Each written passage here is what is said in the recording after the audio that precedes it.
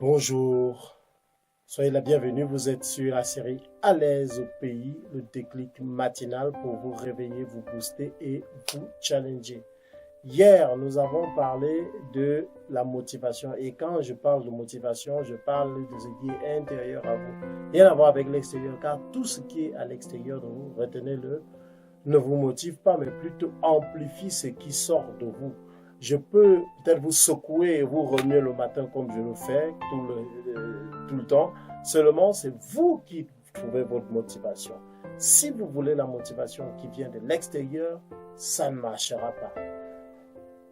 Parce que la motivation qui vient de l'extérieur, c'est comme prendre un réacteur, un Red Bull. Ça marche peut-être, oui, bon, peut-être pour un instant, mais pouf, après ça replonge.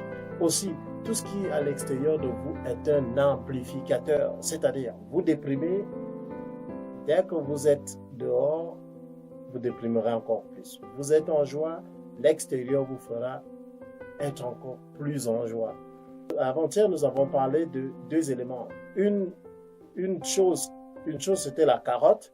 La carotte qui représentait la source de motivation qui peut varier d'un sujet à un autre. Il est important surtout aussi de savoir que elle peut représenter la récompense pour un objectif atteint ou pour un travail réalisé. N'oublions pas que c'est une source profonde de motivation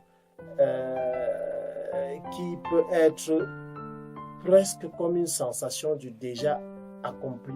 D'autre part, nous avons vu le bâton qui pourrait représenter aussi, qui pourrait être comparé au résultat d'une attitude passive ou d'un manque d'action ou encore d'une action sans motivation. Je veux qu'on me comprenne bien ici.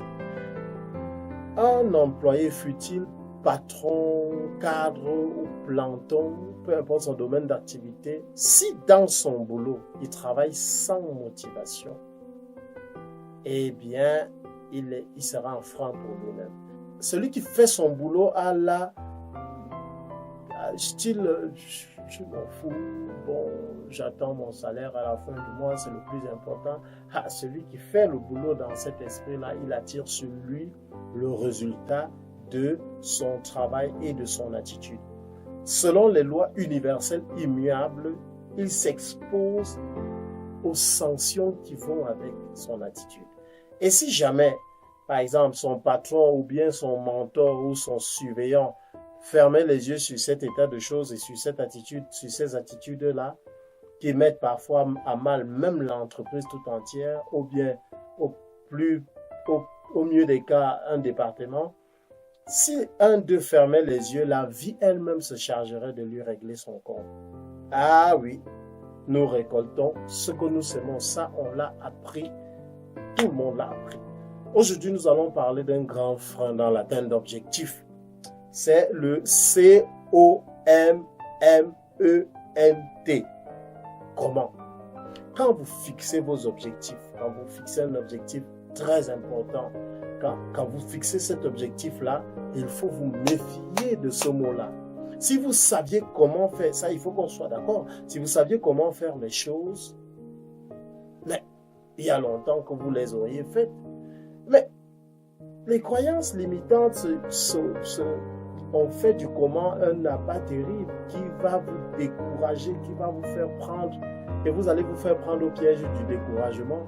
Parce que si vous voulez savoir comment vous allez réussir à mener à bien un projet, vous allez perdre la motivation. Il n'est pas important de savoir le comment. Au vu du nombre de projets abandonnés, pourtant avec de bonnes motivations au départ, au vu de tout ça, on peut se dire que bon, les croyances limitantes ont réussi leur coup. Cet appât marche bien. Et pour vous aussi, si vous voulez atteindre votre objectif, oubliez le comment. Mes amis, bottez-le-moi en touche, je vous en prie. C'est un gars qui va vous empêcher d'oser. Il va saboter votre ambition et votre motivation. Vous allez commencer à fixer des objectifs. Vous avez commencé à fixer depuis qu'on fait des vidéos, depuis qu'on en parle. Vous avez déjà fixé des objectifs. Si vous n'avez pas encore fait, allez, faites-le. Vous avez fixé vos objectifs. Vous avez intégré le concept SMART, spécifique, mesurable, atteignable, réaliste et temporellement défini. Vous avez mis en place les principes complémentaires, c'est-à-dire la visualisation, les valeurs, la responsabilité personnelle et le fun. Vous vous êtes rassuré de vous mettre à l'abri de la notion des éléments faisant partie de la notion de piège. Vous avez bien calibré votre projet. Bravo. Mais le comment peut venir saboter tout le travail aventureux. Pourquoi? Parce que vous ne le connaissez pas. Vous ne le connaissez pas, tout simplement. Et il faut donc faire attention à cette expression-là. Celui qui veut savoir absolument comment il va arriver à atteindre l'objectif avant de s'être jeté à l'eau, il ne se jettera jamais à l'eau. Parce que la difficulté est toujours dans l'inconnu. Et vous devez vous comporter comme des marcheurs. Vous savez, le marcheur, quand il... Moi, j'ai vu à la télé, j'étais encore tout petit, c'est vrai, mais Sarah, la dame qui a fait le mont Cameroun des tonnes de fois.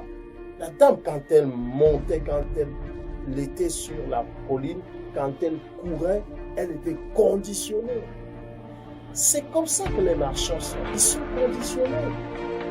Quand ils rencontrent un rocher, ils ne se mettent pas devant un rocher, mais ils disent, moi, on ne m'avait pas dit qu'il y aurait un rocher ici, on ne m'avait pas dit qu'il y aurait un obstacle ici. Non, le marcheur est conditionné.